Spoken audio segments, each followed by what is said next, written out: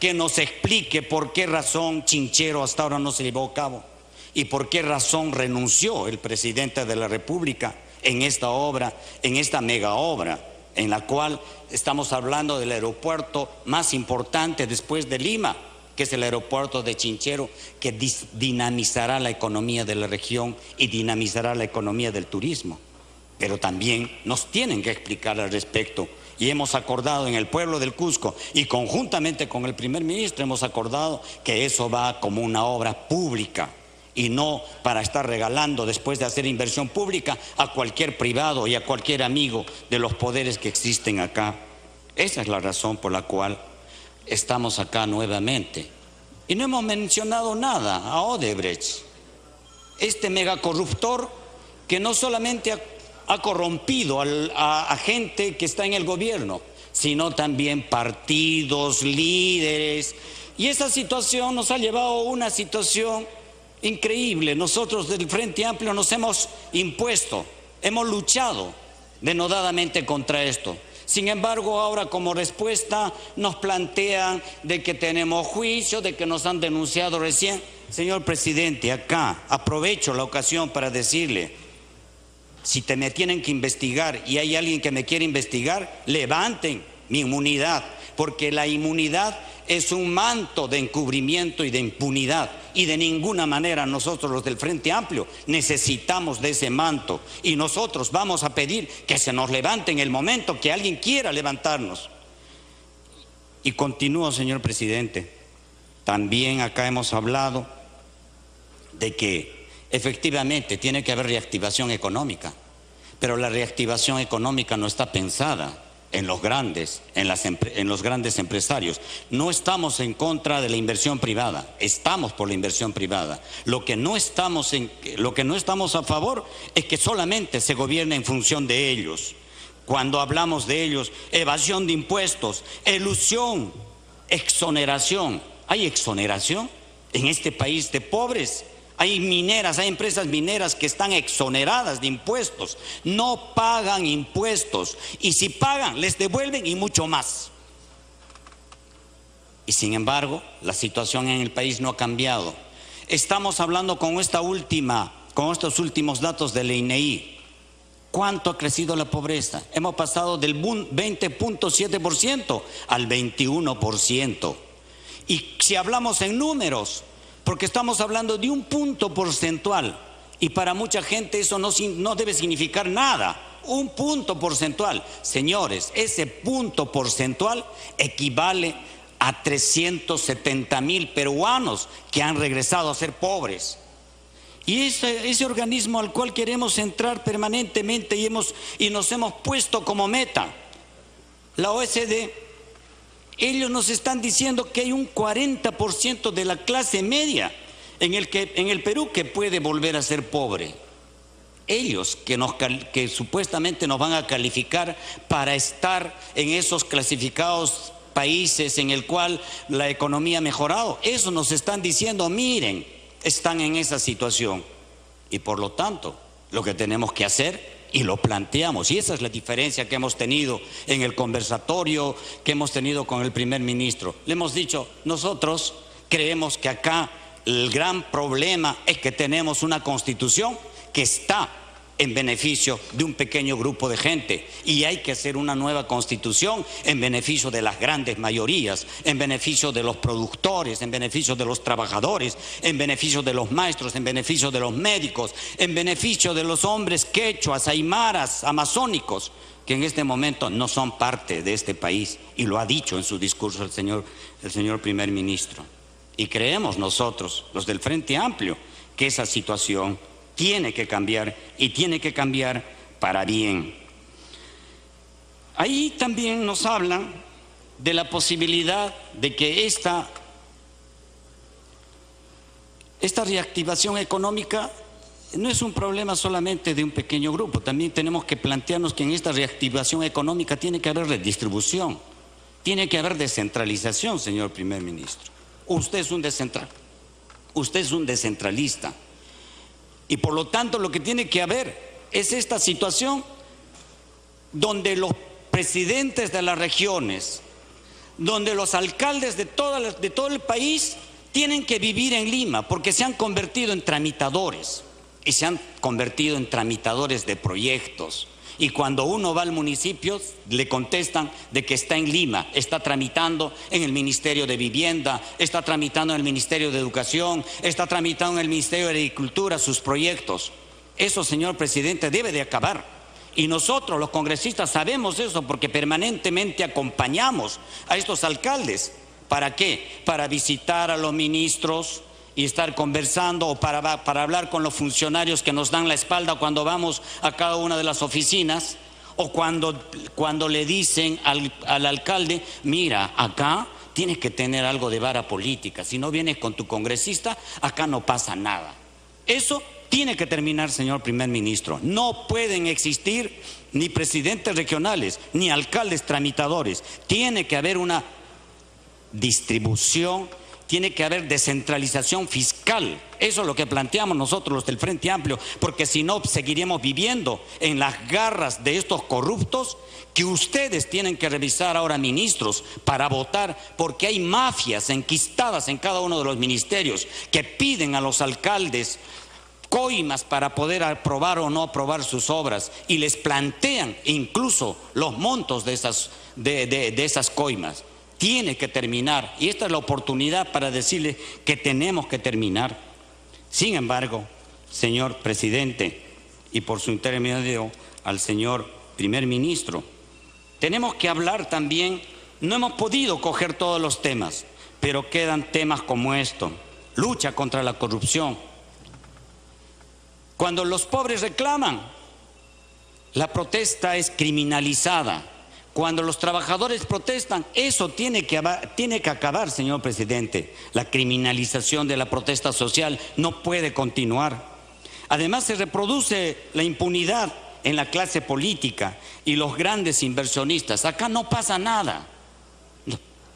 Respetando los poderes del Estado, respetando el Poder Judicial, respetando el Ejecutivo y respetando el Congreso, tenemos que luchar también contra la impunidad. No puede haber lo que está sucediendo en estos momentos. Los grandes corruptos salen por la puerta grande, y ahí tenemos a los corruptos. Como siempre, la cuerda se rompe por el lado más débil, y ahora tenemos en las cárceles a los corruptos minoritarios, pero los grandes están ahí riéndose y frotándose la mano con lo que ha sucedido últimamente. También tenemos que hablar, señor presidente, con esto que se llama flexibilización para la inversión. Ahí, señor presidente, atenta contra los derechos laborales. Con este cuento de flexibilización se va contra los trabajadores. No hay sueldos, los famosos contratos que hay ahí no consideran ni los beneficios sociales, no consideran ni las vacaciones, no consideran absolutamente nada, ningún beneficio, y los trabajadores viven permanentemente al acoso de los patrones, pero también en una permanente incertidumbre. Y esto tiene que terminar también, y por eso ponemos nuestra esperanza, señor presidente, señor primer ministro.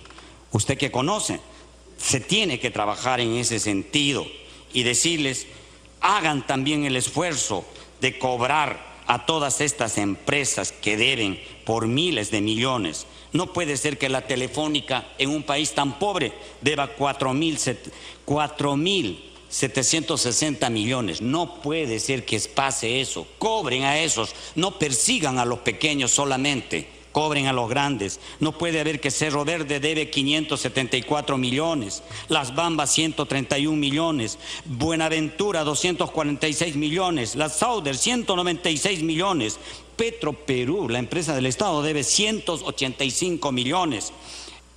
30 segundos adicional. El Banco de Crédito, 28 millones, Interbank 1.700 millones, Bacus 106 millones, Universidad a las Peruanas 284 millones. Ya no voy a seguir leyendo este listado de deudores al país, pero sin embargo ese listado de deudores, ¿no?, son los que hacen y deshacen en nuestro país. Esos son los que por no pagar lo que hacen es judicializar sus deudas. Entonces esa judicialización es interminable. Y mientras tanto van trabajando con el dinero que deben, ¿no? Y sin embargo la judicialización se paga sin ningún tipo de intereses. Eso es lo que está sucediendo, señor presidente. Eso es lo que sucede en nuestro país, primer ministro. Y ojalá que esta situación, en esta nueva etapa de este gobierno, podamos luchar de manera conjunta. Y que ahí tenemos que diferenciar entre la anterior gestión y esta nueva etapa.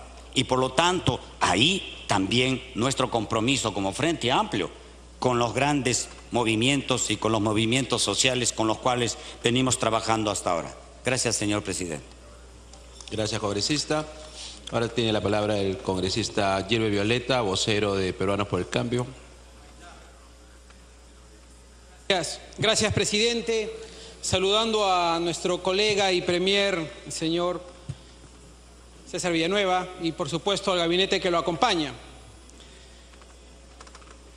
Saludar también, presidente, que muchas de las medidas que se han anunciado para trabajar por el nuevo gabinete son también, y a su vez, la continuidad de diversas medidas de gobierno que se han venido trabajando en los últimos meses y años, ¿no? Barrio Seguro con la estrategia de la alerta ámbar, los programas de vivienda, entre otras trabajada o promovida por el entonces ministro Bruce con 4.000 millones de soles para agua y saneamiento, las declaraciones juradas de los funcionarios a las que están obligados ahora ministros, desde el presidente de la República pasando por los congresistas, el sistema único de trámites, el sistema de videovigilancia, C4, en fin. Pero decirle también, presidente, al premier, que si bien es cierto, se tiene que construir un espíritu de consenso que vaya acorde con los nuevos tiempos del país, es importante también que este espíritu ecuménico sepa marcar algunos espacios políticos. Porque, aunque ha señalado el premier en su discurso, no podemos vivir de falsas disyuntivas, lo cierto es que hay disyuntivas que sí hay que saber marcar. La disyuntiva que tenemos que marcar claramente contra la corrupción es una disyuntiva sobre la cual tenemos que ser firmes y claros. La disyuntiva contra el populismo fiscal que ha nacido en este Parlamento en los últimos meses, si no en los 2 últimos años, es una disyuntiva que también tenemos que marcar. Y sobre esto último, presidente, quiero poner un ejemplo. Se aprobó en este Parlamento una reforma para mantener o extender una suerte de cédula viva para policías y militares, para poner un ejemplo. A quienes le reconocemos su servicio al país, de quienes reconocemos su valía y sus aportes en la pacificación y en la importancia de la seguridad nacional de nuestro país. Pero esa reforma, presidente, le cuesta al Perú 1.300 millones de soles cada año. En un discurso en el cual el premier nos ha advertido que necesitamos tener medidas de ajuste fiscal. Y tenemos que pensar esta medida, tenemos que reflexionar sobre esta medida, presidente, porque en la línea del ejemplo que estoy poniendo, si a cada peruano o peruana que nace en el Perú, o en el extranjero, peruanos, ciudadanos peruanos que nacen en el Perú, le entregásemos 1.700 soles, nos costaría no más de 1.050 millones de soles. Nos restaría 250 millones en relación a lo que cuesta una reforma de ese tipo. Y pongo este ejemplo que tiene que ver con una naturaleza pensionaria, porque el Parlamento tiene que reflexionar sobre lo que significa el populismo fiscal en el Perú.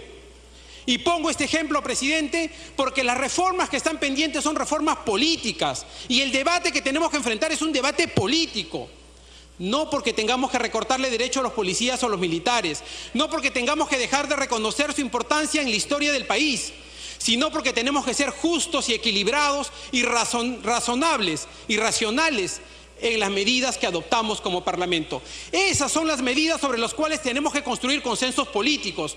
No se trata del color de la camiseta política, no se trata del partido si somos fujimoristas o antifujimoristas, de derecha o de izquierda.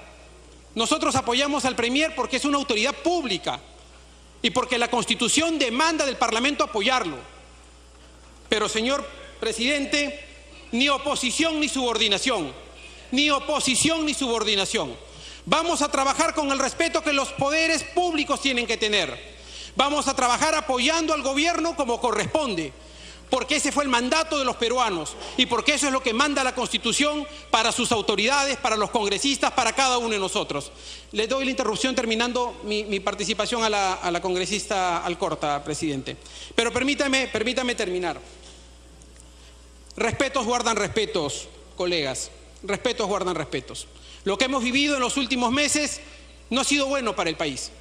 Y el premier Villanueva, como colega nuestro, que ha vivido de cerca este proceso, sabe, como sabemos cada uno de nosotros, lo que cuesta la inestabilidad y la confrontación en el Perú.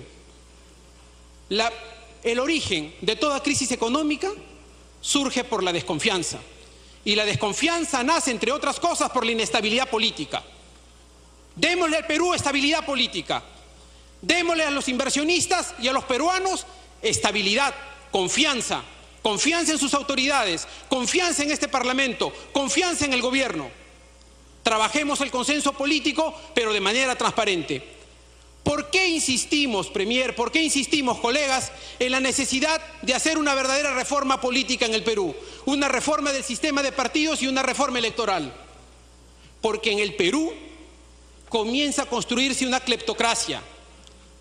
La conquista, la búsqueda del poder por determinados grupos de interés ilegales, basados solo en su capacidad económica. Y ahí las fuerzas políticas tenemos que hacer un puño para cerrarle el paso. Colegas, ¿acaso no es cierto que Sendero Luminoso, Movadef, el MRTA en los últimos años se vienen rearmando? ¿Acaso no es cierto que se vienen filtrando a través de universidades, sindicatos, organizaciones populares, organizaciones gremiales?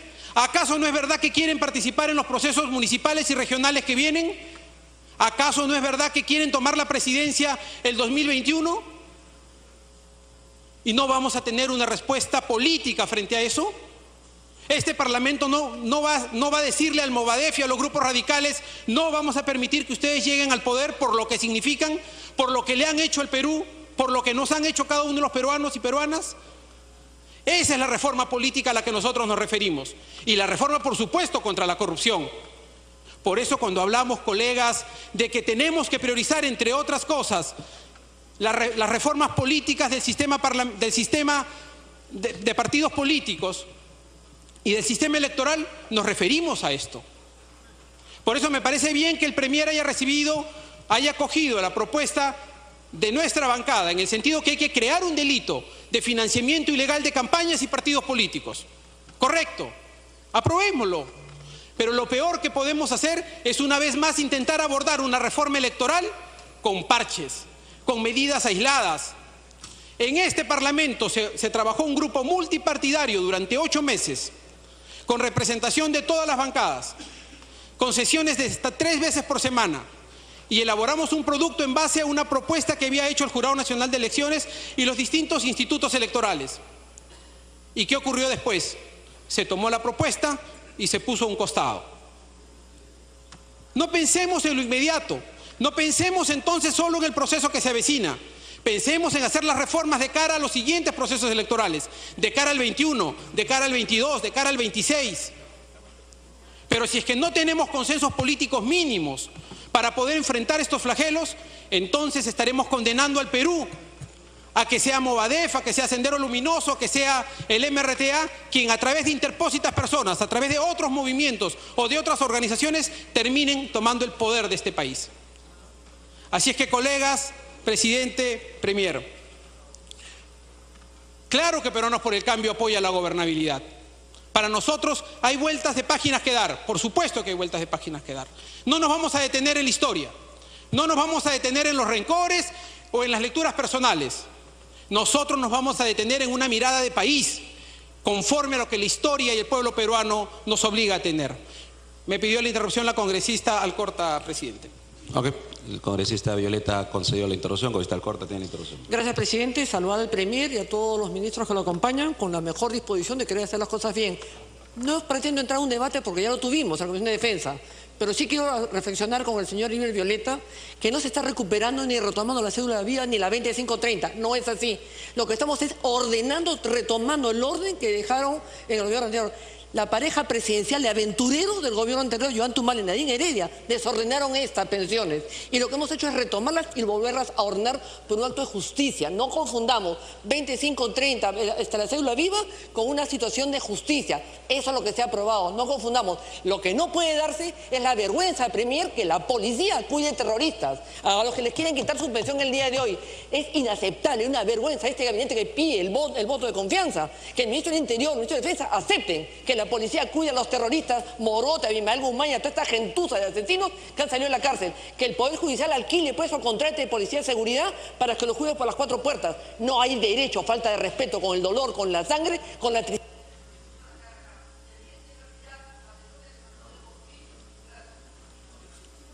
Congresista Violeta. Me pide la congresista Mercedes Arauz una segunda interrupción. Congresista Mercedes Arauz.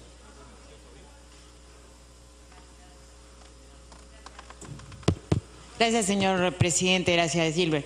Solo para aclarar, no hay ninguna intención de retirarle los fondos que se le está pagando ya a las Fuerzas Armadas y policiales, a las personas que tenían el problema de esa norma que menciona la señora congresista Alcorta. Sin embargo, la forma como fue aprobada la ley sí generaba un problema de equivalencias que no se pueden sostener. Entonces es ahí a lo que se está refiriendo con ese ejemplo. Las equivalencias que hacen insostenible la posibilidad de hacer pensiones futuras adecuadas para nuestras Fuerzas Armadas. La propuesta de ley, sí, y espero que lo pueda mantener el ministro de Economía, la propuesta de ley que siga sosteniendo el aumento que ya se está dando hoy en la práctica y ya están recibiendo las Fuerzas Armadas y Policiales. La propuesta es que se sostenga y hay un proyecto de ley para que pueda pagársele y dársele esa equivalencia que era la justa entre los retirados, pero no que luego no se pueda hacer los aumentos adecuados a las Fuerzas Armadas y Policiales cuando están en la actividad. Congresista Violeta, voy a culminar. Gracias, presidente. Solo para terminar, decirle por su intermedio al gabinete y al Premier, presidente, que en Peruanos por el Cambio apoyamos ideas y propuestas. No nos detenemos en diferencias personales, ni nos vamos a detener en discrepancias. Todos los peruanos estamos llamados a trabajar unidos pensando en el Perú. Esa es nuestra responsabilidad política y es así como vamos a actuar. Gracias, presidente.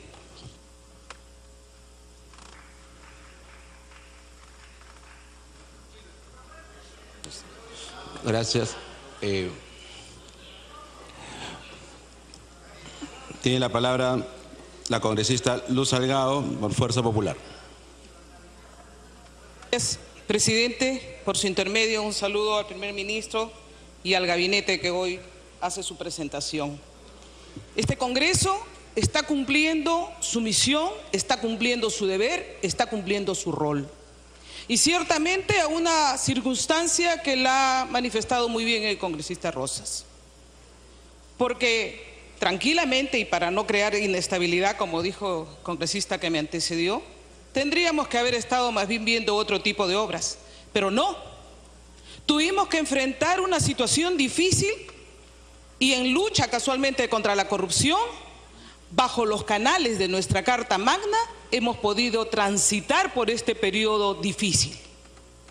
Algunos auguraban el caos, el desorden, la debacle. Pero a Dios gracias tenemos una Carta Magna que nos ha permitido ir por los caminos de la gobernabilidad. Y hemos salido airosos y estamos hoy cumpliendo nuevamente con un mandato de la Carta Magna. Y es por eso que hay que respetarla, señor presidente, porque nos da las salidas viables evitando el conflicto, evitando el caos, evitando el desorden. Ciertamente presentaron las solicitudes de vacancia a las que esta bancada acompañó en vista de toda esa corrupción. Y yo le digo con mucho respeto al congresista que me antecedió, pues la corrupción nos cuesta más, mucho más. Y si no hubiéramos actuado, hoy seríamos responsables todavía de lo que pueda ocurrir después de las investigaciones. Entonces, esta bancada, señor, no se ha negado nunca a otorgar los votos de confianza cuando lo han solicitado. No se ha negado, señor, a dar las facultades legislativas. No se ha negado a aprobar, y me remito a las actas y a los videos, las leyes que el Ejecutivo ha enviado para salir adelante. Porque estábamos pensando primero en función de país.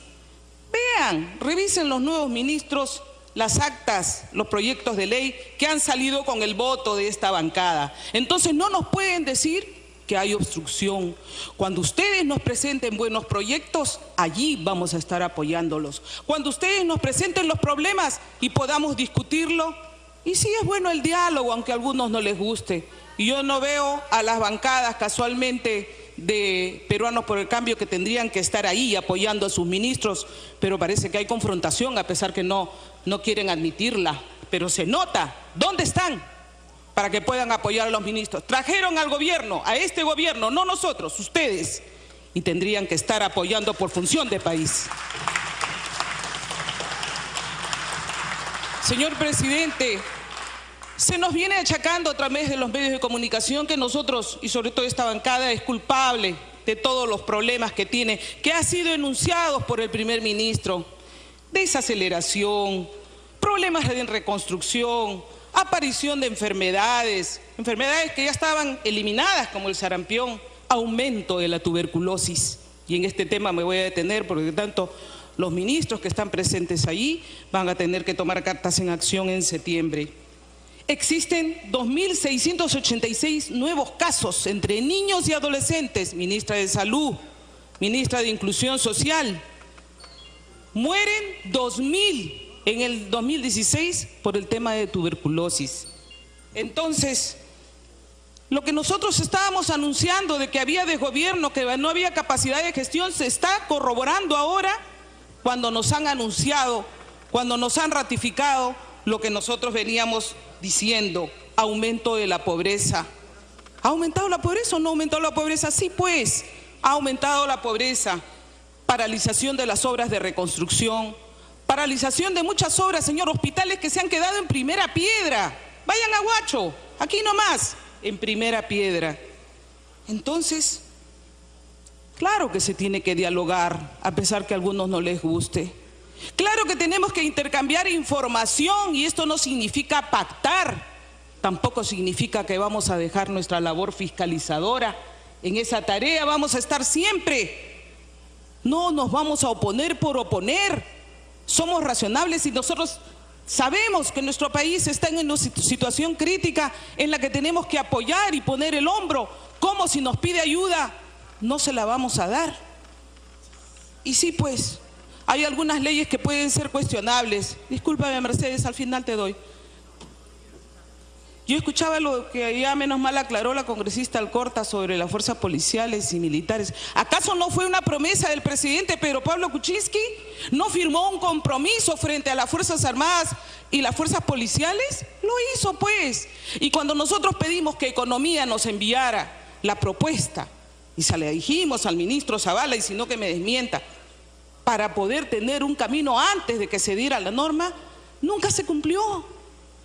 Lo que ofrecieron realmente era una burla para quienes habían puesto el pecho por nosotros. Vamos a seguir denunciando y criticando todo aquello que se tenga que criticar, porque esa es nuestra función. Pero también tenemos que felicitar las cosas que se tienen que felicitar. Yo acabo de estar, señor presidente, en una reunión del Frente de Parlamentarios en Lucha contra la Tuberculosis en Nueva York, en el local de las Naciones Unidas.